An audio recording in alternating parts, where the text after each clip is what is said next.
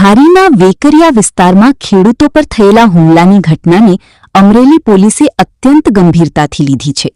જિલ્લા પોલીસ અધિક્ષક સંજય ખરાતના માર્ગદર્શન હેઠળ ધારી પોલીસની ટીમે ગણતરીના કલાકોમાં કાર્યવાહી કરીને તમામ આરોપીઓને ઝડપી પાડી જેલ હવાલે કર્યા છે. સમગ્ર ઘટનાને લઈને પોલીસે અસામાજિક તત્વોને કડક સંદેશ આપ્યો છે કે જિલ્લામાં કાયદો હાથમાં લેનાર કોઈપણ વ્યક્તિને બક્ષવામાં આવશે નહીં. આ સમગ્ર મામલે વધુ શું કહે છે ધારીના એએસપી જયવીર ગઢવી, સાંભળીએ તેમની બાઇટ. રિપોર્ટર મૌલિક દોશી, અમરેલી.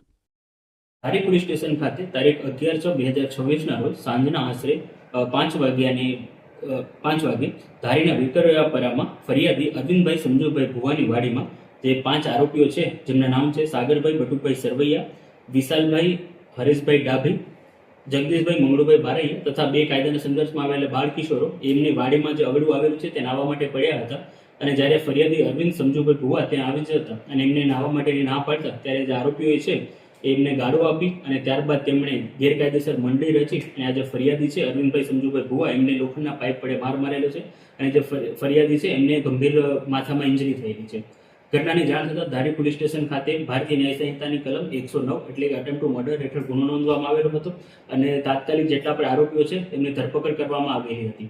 આ સાથે સાથે આ જેટલા પણ આરોપીઓ છે એમને જે અસામાજિક તત્વો છે એનામાં એમના દ્વારા કોઈ પણ જગ્યાએ ઇલીગલ કન્સ્ટ્રક્શન કરવામાં આવેલું હોય અથવા એમના દ્વારા ગેરકાયદેસર વીજ જોડાણ આવેલું હોય અથવા કોઈ પણ બીજી પ્રવૃત્તિ થઈ રહી હોય એની પણ બધી એંગલથી તપાસ કરવામાં આવી રહી છે. અને સાથે સાથે એમને અરેસ્ટ થઈ ગયેલા છે એના છૂટે આના પશ્ચાત એમના સામે પાસા અને તડીપાર એવી કાર્યવાહી કરવા માટેની પણ નોંધ રાખવામાં આવેલી છે.